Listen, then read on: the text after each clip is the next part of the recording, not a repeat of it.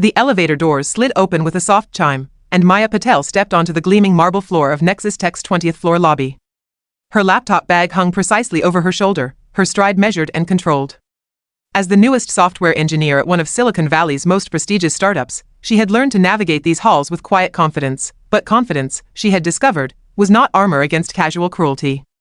"Hey, Visa girl," came the voice from behind her, smooth and practiced. "Still here? Thought your work permit expired by now." Maya didn't slow her pace. She recognized the voice without turning. Derek Walsh, senior developer and golden boy of the company's marketing campaigns. His face appeared on the company website, arms crossed, smiling that calculated smile that had probably gotten him through Stanford and into his corner office by 28. "Maybe she's hoping they'll sponsor her if she works hard enough," added his constant companion, Jake Morrison, whose laugh always sounded like breaking glass. Maya reached her desk in the open concept workspace and set down her bag. The third member of their trio, Connor Mills, leaned against her cubicle wall with mock concern. "You know," Connor said, voice dripping with false helpfulness, "my dad knows some people in immigration. Could probably help you out for the right price." She opened her laptop without acknowledging them.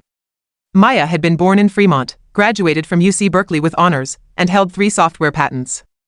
But in their eyes, her surname and the slight accent she'd inherited from her grandmother made her perpetually foreign. The modern glass building of Nexus Tech buzzed with the energy of innovation and venture capital.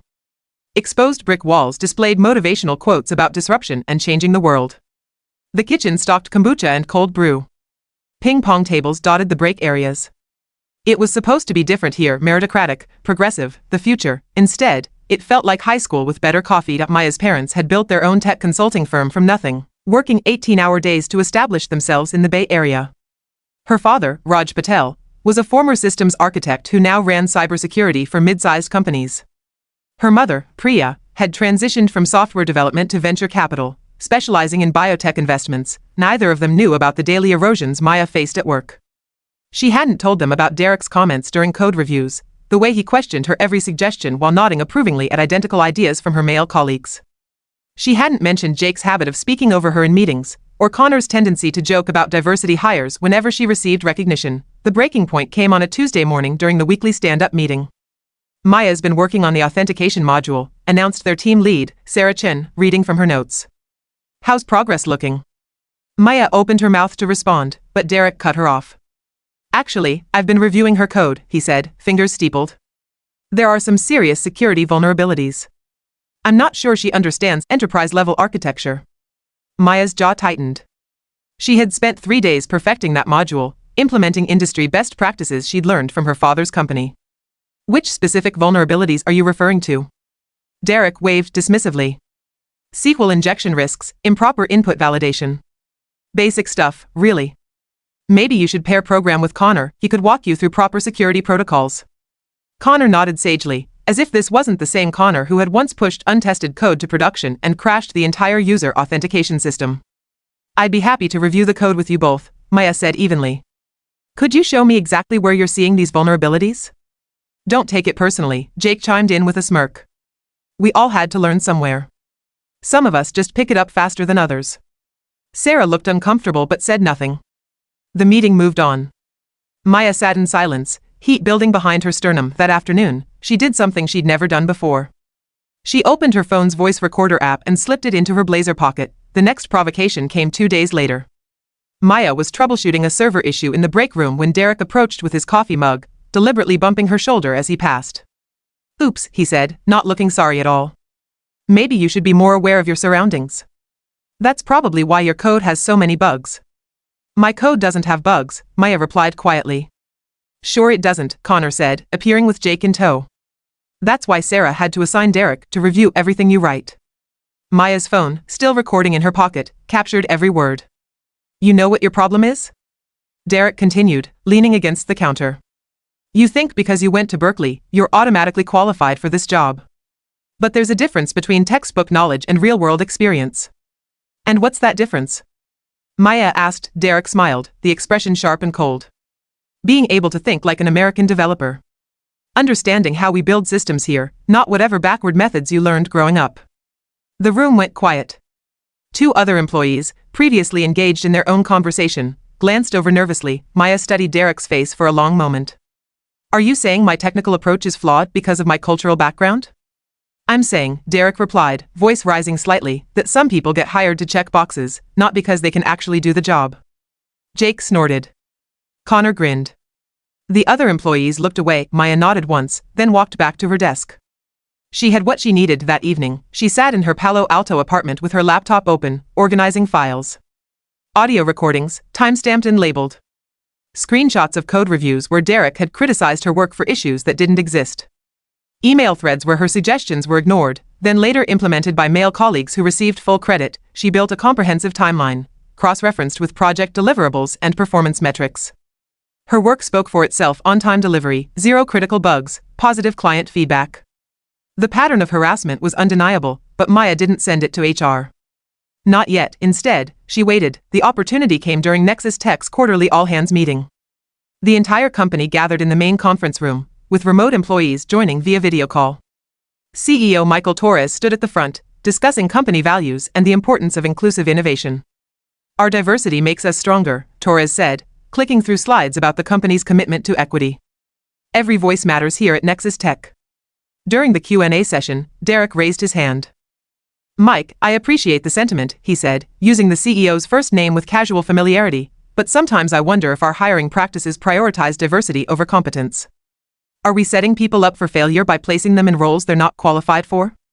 A murmur rippled through the room. Torres looked uncomfortable. Maya raised her hand. I'd like to respond to that, she said, her voice carrying clearly through the room. Derek turned to look at her, eyebrow raised. Of course you would. Maya stood up. Derek, you've questioned my qualifications repeatedly. You've suggested my technical skills are inadequate, that I was hired to check boxes rather than contribute meaningfully to our projects. The room had gone completely silent. I'd like to address those concerns publicly, she continued, pulling out her phone. Because I think everyone should hear exactly how these conversations typically go. She pressed play. Derek's voice filled the conference room, being able to think like an American developer. Understanding how we build systems here, not whatever backward methods you learned growing up. Then Jake's laughter, Connor's agreement, the comment about diversity hires. Maya let the audio play for 30 seconds, then stopped it. I have 2 hours of recordings like this, she said calmly. Along with documented evidence of code reviews where non-existent problems were attributed to my work, meetings where my ideas were dismissed and later claimed by others, and performance metrics that contradict every assertion about my competence. Derek's face had gone pale. Jake was staring at his shoes. Connor looked like he wanted to disappear. Torres stepped forward. Maya, I think we should discuss this privately. No, she said firmly. Derek made his concerns public. He questioned whether diversity hires can perform at this company's level. I'm providing a public response. She looked directly at Derek. My authentication module has 0 security vulnerabilities. It implements OAuth 2.0 with PKCE, uses BCRYPT for password hashing, and includes rate limiting to prevent brute force attacks. Every technique I learned from industry best practices and my father's cybersecurity firm. The technical details hung in the air. Half the room nodded in recognition. Your review cited SQL injection risks in code that uses parameterized queries exclusively. You flagged improper input validation in functions that sanitize all user input. Either you didn't actually review my code, or you don't understand basic security principles. Derek opened his mouth to respond, but Maya wasn't finished. Jake, you interrupted me 17 times during last month's sprint planning meeting. I counted. Connor, you've taken credit for 3 of my optimization suggestions, including the database indexing strategy that improved query performance by 40%. She looked around the room. This isn't about diversity versus competence. It's about a hostile work environment that targets employees based on their perceived otherness rather than their actual contributions. Torres cleared his throat. We'll need to conduct a full investigation. Yes, you will, Maya interrupted. Because this conversation is also being recorded. And if this company chooses to protect harassment over addressing it, my documentation becomes public. The room erupted in whispers. Derek stood up abruptly. This is ridiculous, he said, voice strained. I was giving constructive feedback. If she can't handle criticism, show me the criticism, Maya said. Right now. In front of everyone. Point to one legitimate technical flaw in my work. Derek looked around the room, suddenly aware that 200 of his colleagues were watching him fumble for an answer he didn't have. That's what I thought, Maya said. She gathered her things and walked out of the conference room, leaving behind a stunned silence. Within an hour, she had a call from HR. By the end of the day, Derek, Jake, and Connor were placed on administrative leave pending investigation. The story broke in TechCrunch 2 days later. Nexus tech engineer exposes pattern of workplace harassment with hidden recordings. Other tech publications picked it up.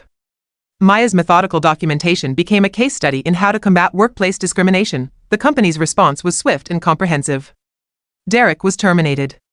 Jake and Connor were given final warnings and mandatory bias training. New reporting mechanisms were implemented. Sarah Chen, who had remained silent during months of harassment, was transferred to a different team. Maya received offers from 3 competing firms within a week, but she didn't leave. Instead, she accepted a promotion to senior engineer and a role on the newly formed Diversity and Inclusion Council. 6 months later, she stood in the same conference room where she had played those recordings. This time, she was presenting her team's latest project, a machine learning algorithm for detecting bias in hiring practices. The key insight, she told the room, is that systemic problems require systematic solutions. You can't address discrimination with individual conversations or one-off training sessions. You need data, documentation, and accountability mechanisms. In the audience, a young South Asian intern named Arjun raised his hand. What advice would you give to someone experiencing similar treatment? Maya considered the question. Document everything. Trust your instincts. And remember that silence protects the wrong people. She clicked to her final slide, which displayed a quote from her grandmother: "The tree that would grow tall must sink deep roots." Change doesn't happen because we ask nicely, Maya said. It happens because we make the cost of discrimination higher than the cost of justice. The applause was long and genuine. But Maya wasn't listening to it. She was watching Arjun in the third row, seeing the recognition in his eyes, the straightening of his shoulders. That was the real victory. Later that evening, Maya sat in her apartment with her parents, sharing takeout from their favorite Indian restaurant in Fremont. "We're proud of you," her father said quietly. "Not just for standing up for yourself, but for how you did it. You used their own weapons against them," her mother added, smiling. "Logic, evidence, preparation. Very Patel family strategy." Maya laughed, the first truly relaxed laugh she'd had in months. "I learned from the best," she said. Outside her window, the lights of Silicon Valley stretched endlessly, each one representing dreams and ambitions and the relentless pursuit of the next breakthrough. Maya had always wanted to be part of that story. Now she was writing her own.